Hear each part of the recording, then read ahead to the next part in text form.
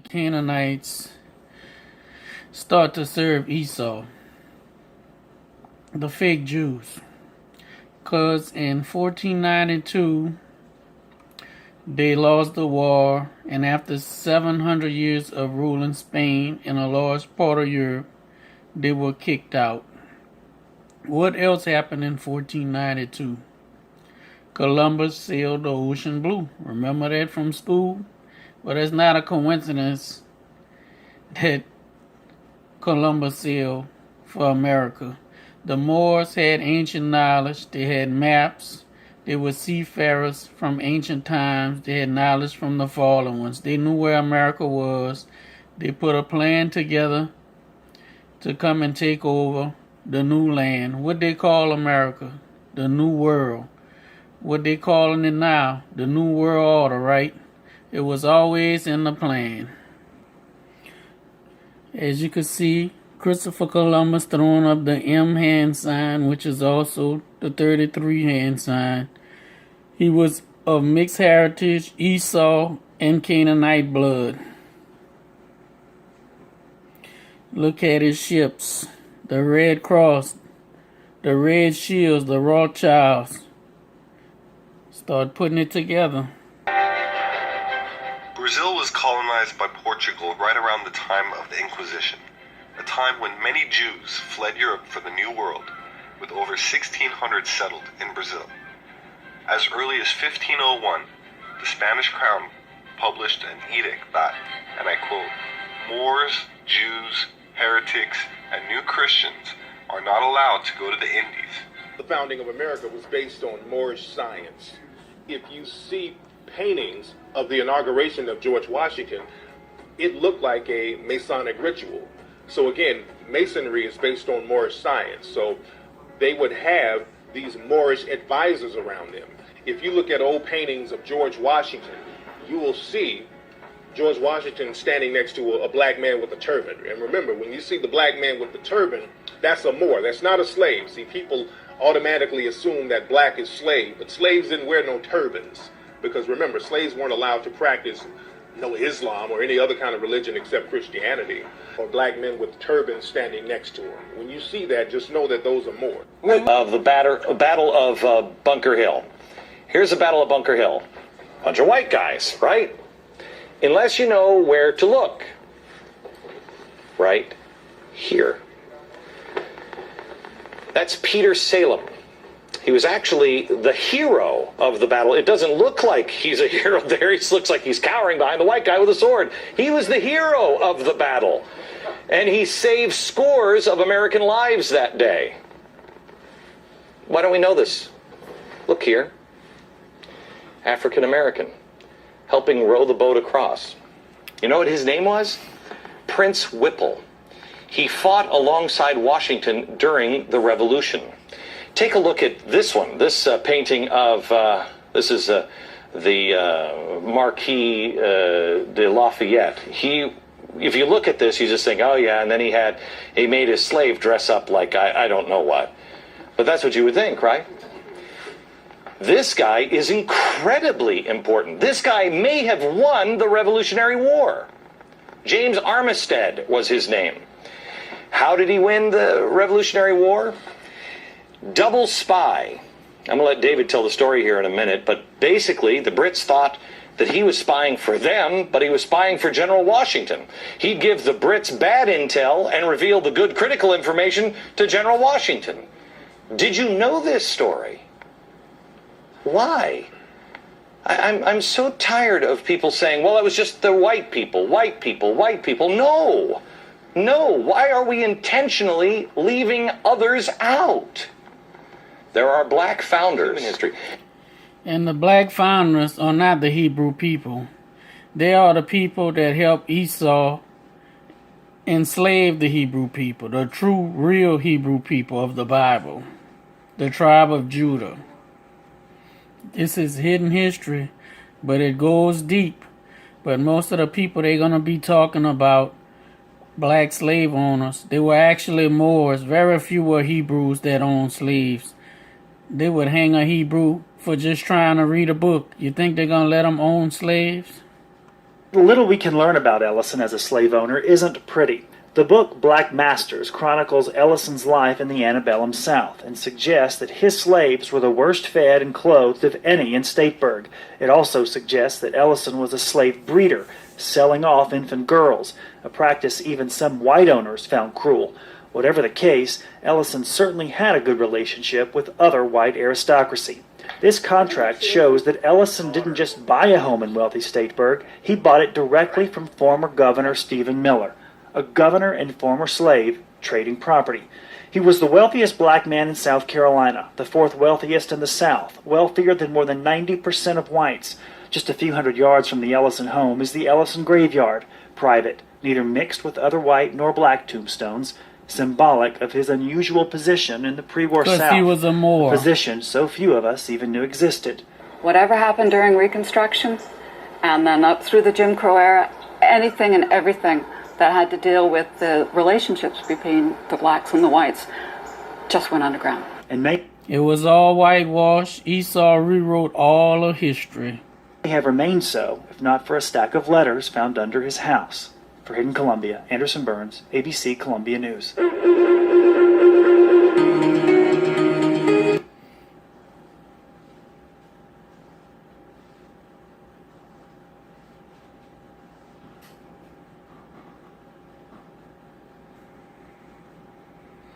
They tell you the truth in movies and lies in the history books. Welcome to Freedom Land, you lazy bastards. This here is your orientation. Ruckus, are you trying to tell us that we're supposed to act like slaves and be cool with it? Really? That is correct. Here you will learn to look down when a rich white man is coming. Buck dance if you hear anything resembling a tune. And denounce any feelings that resemble self-esteem and or self-worth. You have Moors that were captain of the ship. Now you're looking at affairs-wearing trader, whipping our brothers and sisters. So today we're going to talk about free blacks who actually owned slaves. Now during this period of time, in this country there were actually 4 million blacks. And of that 4 million, about 250,000 of them were actually free.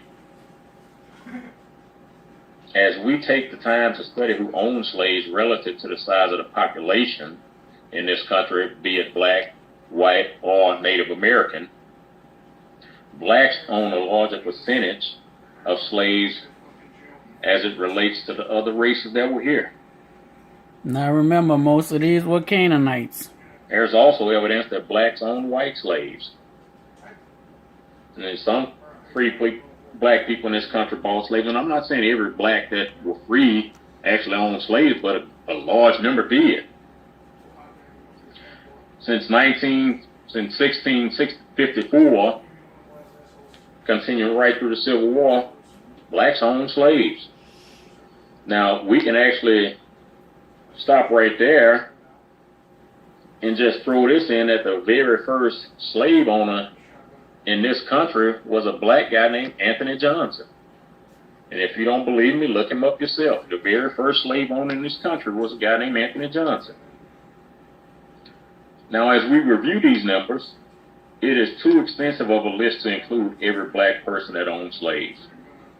So for the sake of time, and the sake of you having to listen to me share this information, I'm only going to include everybody that owned 10 or more slaves.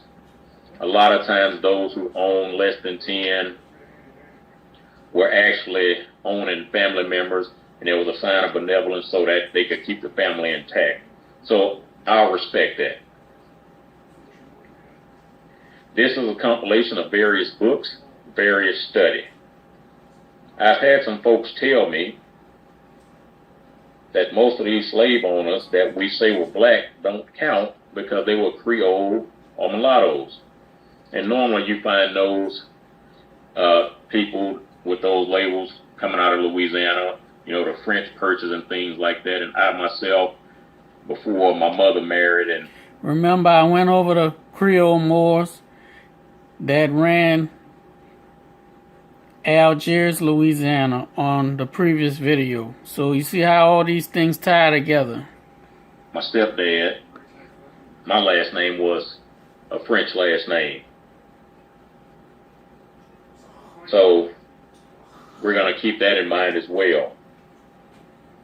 So when folks tell me that we can't claim this as being black, they're totally off the mark. Because these same folks are excited about our supposed first black president, who was also of mixed heritage. These same folks were excited about Tiger Woods being on top of the golf world, and Tiger Woods is of mixed heritage. Now, as a side note, when you want to educate yourself a little bit more, go look up Thomas Jefferson, Andrew Jackson, Abraham Lincoln, Warren Harding, and Calvin Coolidge, who all had black fathers. Check on Dwight Eisenhower's parents. His mother was black. And if you want to figure out who the very first president of our Continental Congress was, look up a guy named John Hanson, who was a Moor. You heard him. John Hanson, who was a Moor. That's right, the first president. They had 8 presidents before George Washington. And the Moors were very wealthy from the slave trade. And they were setting up the country with Esau. Hidden history. And a Moor is a population of people from Northern Africa. So we cannot claim to have a black president while at the same time claiming that these slave owners were not black because of the Creole or mulatto label. Now, in the case of those in Louisiana, there's a lot of those, as I mentioned. You know, we had the French purchase, Louisiana purchase from the French and all that. So now can you understand what the meaning of the Black Panther movie is really about?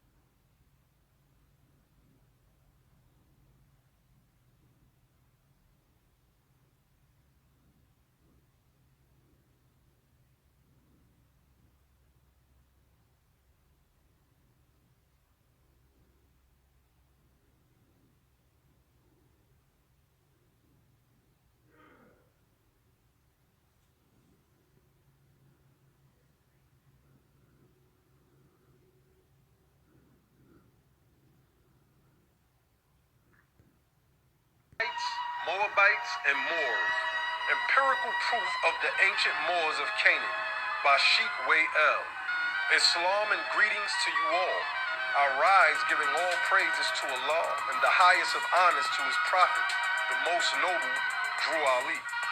This scholastic video presentation is made to clear up misconceptions about who the ancient Cannanites and Moabites were. So let us begin. In our holy book, the Holy Quran of the Moorish Science Temple of America, where our true history is housed, at chapter 47, Egypt, the capital empire of the Dominion of Africa, we read, "The inhabitants of Africa are the descendants of the ancient Cannanites from the land of Canaan. Old man Cush and his family are the first inhabitants of Africa who came from the land of Canaan. His father Ham and his family were second.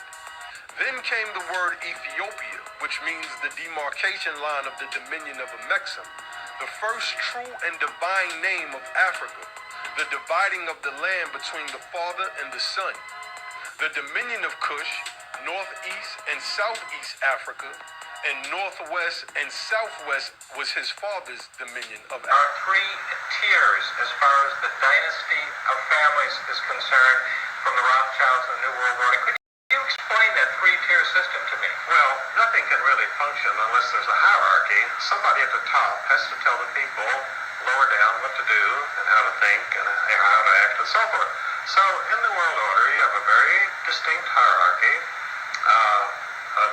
Dynastic families who can trace their lineage back thousands of years. And because they have learned to survive and how to manipulate other people to do their will. And that's all being a member of the world order means. You know how to use other people and profit by them. And whether you slaughter them or rob them or torture them, whatever you do, you make money at it. And this is what they do.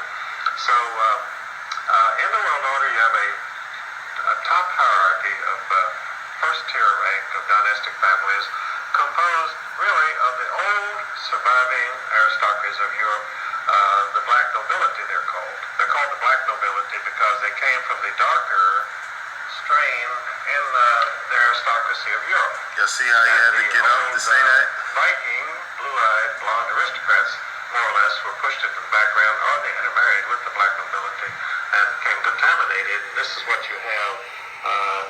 Of course, the surviving royal family in Europe today is the royal family of England, and they have been black nobility since the 12th century when the Este family of Italy married into the British royal family.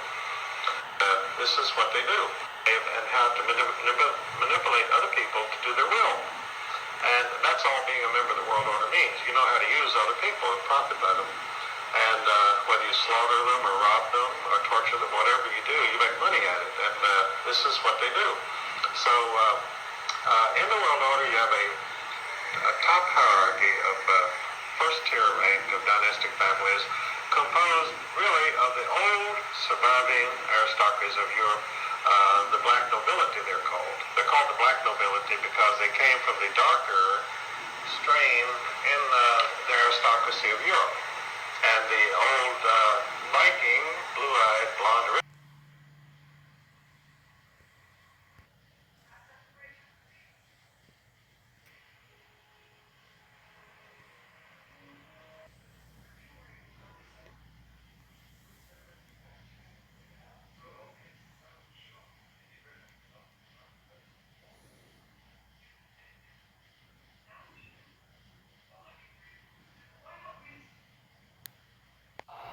So everything that was happening in the Old Testament is now happening again in America. You have Esau here, you have the Canaanites here, you have the Hebrews here, and it's all playing out for the last days if you just have biblical understanding. I'm going to have to do a short little history lesson for you, and then I'm going to get to how the Canaanites enslaved the Hebrews in Louisiana down here in New Orleans. Some hidden history nobody knows about.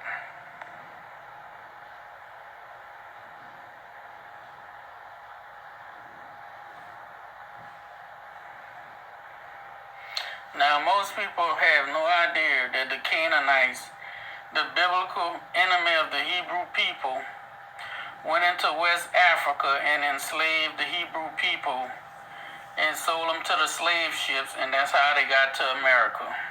Now you're looking at affairs-wearing trader, whipping our brothers and sisters, got his brothers standing right there to observe, to put fear in him, gather our brothers and sisters up so they could be instilled with fear as they watch these old treacherous traders beat our brothers and sisters in the cargo. They were the ones chopping off the arms. They was the ones that were mutilating our ancestors. They were the ones, they would burn this tree sap and let it pour down on the bodies of our brothers and sisters. So this is a map. This is Morocco, the land of the Cannanite Moors. This is Spain. This is where they crossed over. They ran Spain for 700 years. They were kicked out in 1492. They came on a boat. They had all the maps. They came to America, the new land. They had maps of America. They was seafarers. They had knowledge from the fallen ones, ancient knowledge. Also remember this country right next to Morocco, Algeria. The capital is Algiers.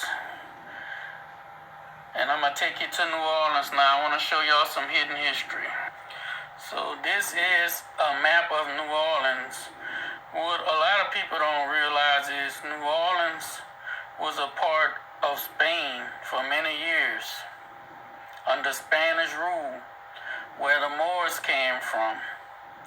And right across the river from New Orleans, what you see, Algiers Point. This is Algiers, Louisiana. Why is an African country's name in Louisiana? Let's find out. So this is Wikipedia page, Algiers, New Orleans. Anybody could look this up. Let's see what it says. First, let's look at the sign. They're trying to be funny with the gorilla on the sign when you go into Algiers. Esau at the end crossed the Moors out. The Cannanites double-crossed them, but the Cannanites and Esau controlled the slave trade all through the history of the world. And the Cannanite Moors controlled Algiers in New Orleans. And let's see if I could find where it is. Okay, here it is. With the importation of African slaves in the 18th century, this area was used as a holding area until those who survived the sea voyage recovered enough to be dispatched across the river to be sold. Algiers was also a holding area for the Cajuns who survived the Great Upheaval. And that's my people of the flesh, the Cajuns. And that's how I put all this together, learning that they was holding the Hebrew people, the Canaanite Moors, in Algiers, New Orleans. Now this is very hidden history. This is the same Wikipedia page. I'm going to read this little part. This is the closest connection you're going to find between the truth and the Canaanite Moors. Others claim some connection to Arabs or Egypt and Algeria and Tunisia in the far past from the area. Some Arab groups were and are related not only to North Africa and Moors, but also to the Asians as well as India. Columbus reported flags on ships of other powers on some of his travels to the Americas.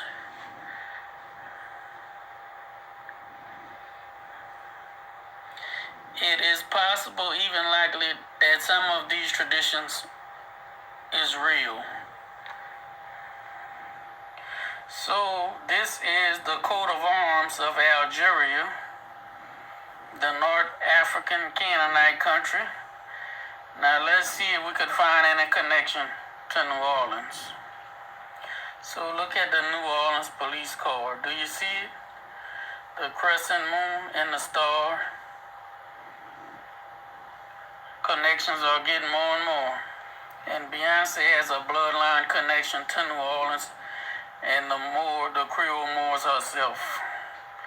Not all Creoles are Moors, but some do have Moorish bloodlines. Here she is standing next to her brother with her fez on. The Moorish connection bloodline. Her grandmother was a voodoo queen in New Orleans, her great-great-grandmother. So this is just some little hidden knowledge I want to show you how the Cannanites keep enslaving the Hebrew people all through history and time. With them and the help of Esau, they have always controlled the slave trade throughout all of the history of the world. But they especially hate the Hebrew people, and they will hide it. They will get you to join their groups. They will lie to you. You have to do your own research. You have to open that Book of Truth, the Holy Bible, King James Version, and learn your history and find out what's going on, because this war continues and it's about to get real deep, and if you don't know what's going on, you can get caught up with the wrong side and be going straight to hell. America didn't happen by chance. All this was part of the divine plan that this would come about. The Moors then had a plan for a new world order. A one world, new world order. That was a Moorish plan originally. The Europeans inherited that plan through the Masonic Lodge, which was the vehicle by which we civilized and taught the Europeans. And so now when we hear them saying it, we ready to throw out the baby with the bathwater, thinking it's from them. No, we originally laid out that plan.